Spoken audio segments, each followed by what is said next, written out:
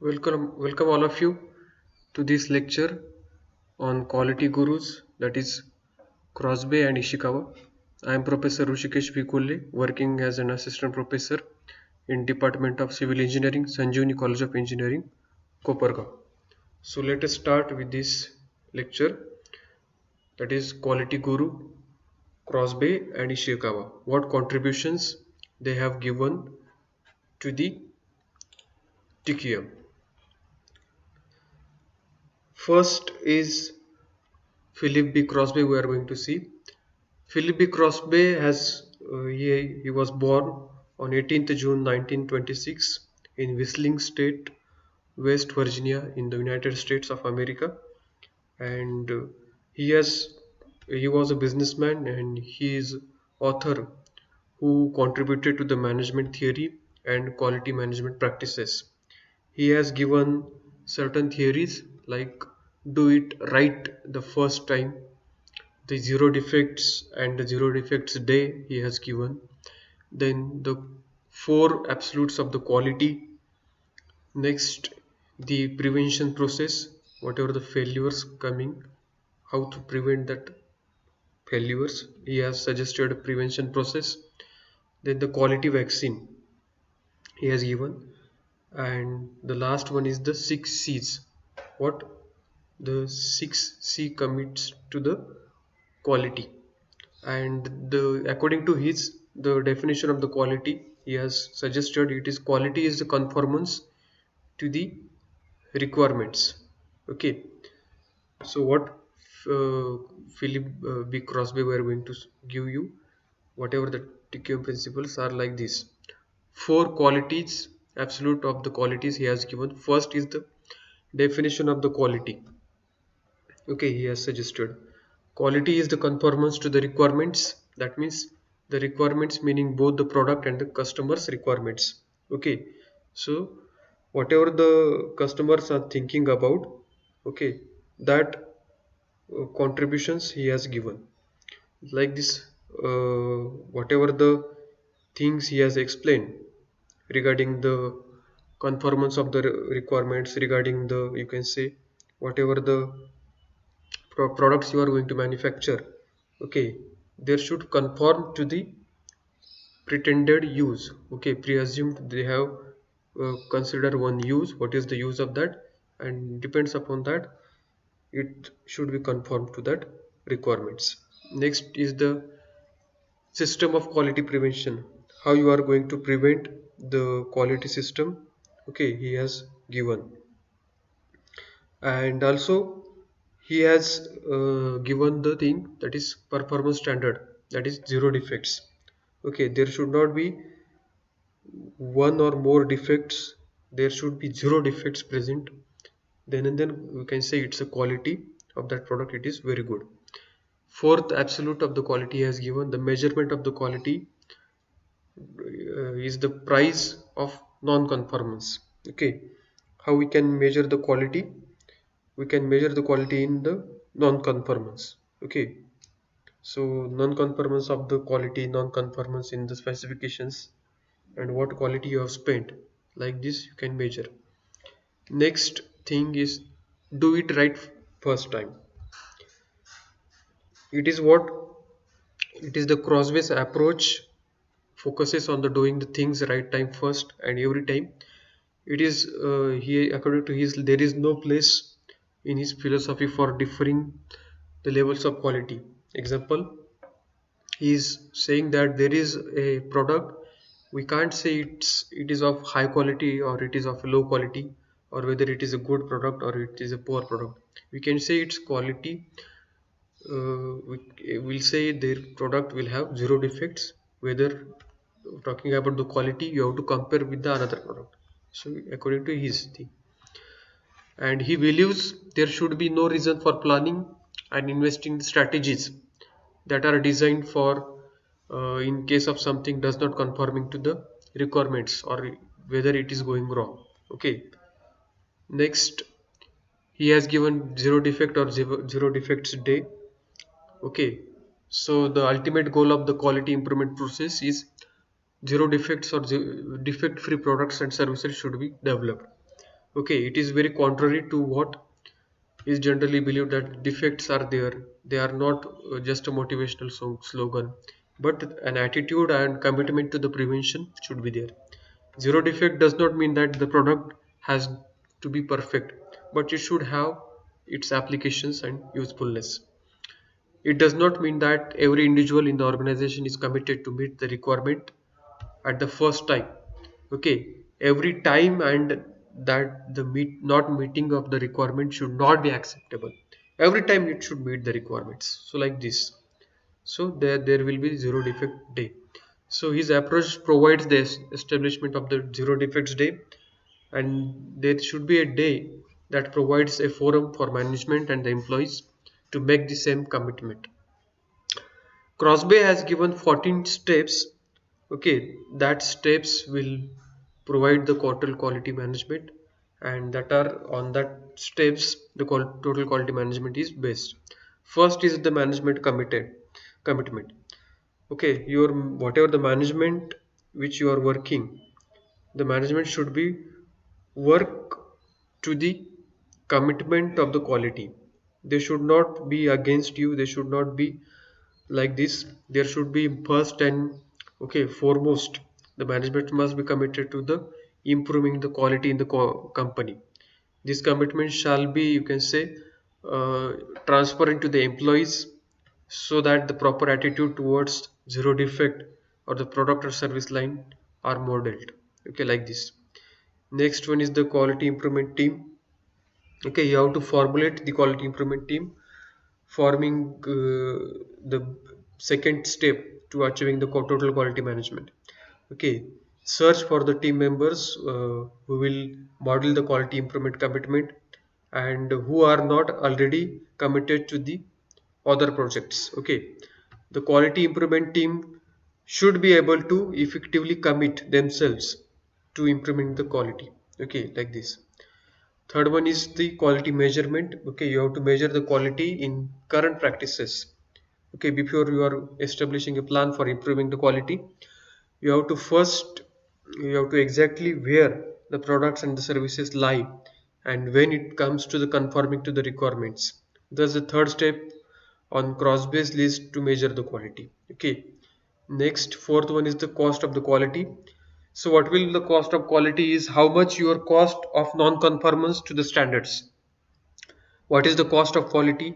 By answering these questions, you can demonstrate, or you can all the employees, there is no need of quality improvement system, by explaining how the cost of quality figures out in overall company plan. Okay, next is the quality awareness. It is the, you will need to raise the employee awareness to the importance of quality management. By doing this and making quality central concerned employees, you will increase the likelihood, okay, that your quality improvement efforts will realized. Okay, sixth one is corrective action. Okay, if remember there are quality problems, you have to take corrective actions. So by now you will have to determine what your company's quality problems are. It is now time to take corrective actions to eliminate the defects that have been identified, or be sure that you have installed the system using casual analysis techniques. Okay, like this. Seventh is the plan for zero defects. You need to create a committee to ensure that there is a no defects, or there is a zero defects in products or services, like this. And you have to plan. Okay, eighth one is the quality education. That means training, and you can say practice effective training for supervisors. Then there will be the quality. Next, zero defects. Then that means you have to say happy zero defects day today. Hold a quality event called, you can say, zero defects day. There, all the employees are made aware of the change that has taken place. Or by holding a zero defects day in your company when implementing a total quality management project, you can be sure that you are increasing the awareness of quality at your workplace. Next one is goal setting, means involve everyone in goal setting of the quality. Both the employees and the supervisors should be in the common goal. They should work under the common goal. They should be committed to the goal. whatever the goal that management they have given to them. Okay, next one is error and cause removal. Okay, you have to eliminate the causes of the errors. It is necessary for successful implementation of any quality improvement efforts. Encourage your employees to come and to management all the obstacles or the issues that are arising in attempting the improvement of the goals. Okay, next one is recognition, means suppose it is the step which implemented by the employees recognition. By regularly recognizing those who are participating in the quality improvement efforts, employees, they much likely to continue to participate. Okay, there should be more participation in this, then and then you can recognize them. Next one is 13th is quality councils. You have to create quality councils by bringing together the specialists and the employees. You can create focused efforts towards creating a lasting quality improvements or the implementations. You can make sure your quality councils meet on a regular basis. Next is do it over again. That means rinse, or you can say it's repetition. Okay, quality improvement does not end because of you, or you have to run out of 14 steps that are given by the Crossway. In order to really make improvements in the quality of your products and services, you need to do it over and again. So now to get the started of your quality improvement projects, okay, all the best to you. Like this, these are the 14 steps given by the Crossway. next is Next is the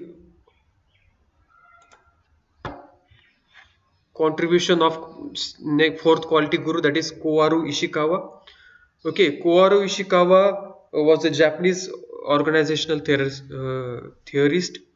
He is a professor of Faculty of Engineering at University of Tokyo, noted for his quality management innovations, and he is considered a figure in development of quality initiatives in Japan. Basically, particularly in the quality circle. Okay, he is a best known for fishbone diagram, or you can say cause and effect diagram. He was born on July 13th, 1915. Okay, he has given certain theories or the contributions like cause and effect diagram, company wide quality control, cause and effect diagram, yes, already we have seen, and quality circle concept, control charts, scatter diagrams, sampling, the inspection. Okay, and his definition is quality is conformance to the requirements. Next, we are going to see whatever the 10 principles of the customer and supply relations he has given to us. Okay, one by one we'll see. First is both the customer and supplier, they fully responsible for the control of the quality. Both the persons, okay, are responsible, because suppose the customer is taking the raw materials from the supplier, and the supplier is providing the materials to them. So that is why there is a, you can say, action and reaction. If customer is getting good raw materials, then as a customer they can produce good materials out of that raw materials. So like this. Second is both customer and supplier should be independent of the each other.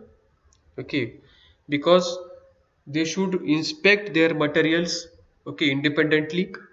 They should inspect materials for the quality. That is why they should be independent of each other. The customer is responsible for providing the supplier with clear and sufficient requirements, so that the customer can know precisely what to produce. Basically, customer is responsible. We suppose the customer is giving the requirements to the supplier, I need these materials, I need those materials, then supplier will going to be issue all the good quality materials to the customer. So like this. Fourth one is both the customer and supplier should enter into a non adversarial contract. Okay, there should not be adverse effect on both the parties, that is customer and also the supplier. They should there should not be any disputes regarding the quality. If there are any disputes, then there is an arbitrator concept who plays important role to finalize this. Okay, there is a contract between them. Next one is the supplier is responsible for providing the quality that will satisfy the customer. Yes, it is the supplier is only the person which is responsible. Next, both the customer and supplier should decide the method to evaluate the quality of the products or the services. Okay, they should agree a common method. Based on that method only, they are going to identify or evaluate the quality of the products or the services. Both the customer and supplier should establish the contract in the method. Okay, there should be a contract between the both the parties they should agree for that contract. Both the customer and supplier should continually exchange the information regarding the quality. Okay, what information they should exchange? There should not be any communication gap present between the customer and supplier. Supplier is going supplying the materials and customer is receiving, but they are not sharing the information whether last material order that were good or bad or low quality or good quality. There should be exchange of the information. Next, both the customer and the supplier should perform business activities. Okay, if they are going to perform business activities, they will reach to the market and they have to produce good quality materials, and like it is a duty of customer and it is duty of a supplier that they have to supply good quality raw materials. So they should perform business activities or the operations. Tenth one is both the customer and supplier should have the best interest of the end user in their mind. Okay, end user is the person who lastly or finally uses that material for the purpose, okay, of the material of the product, for what purpose they have manufactured that product. Okay, they should have the interest on that. Okay, customer and the supplier both should have. Then we're going to finalize the product and we are going to uh, produce good products out of it. Okay, like this. So this is about the today's lecture. In next lecture we are going to start with the evolution of the TQM, how TQM was evolved, the terminologies of the TQM. Till then, thank you.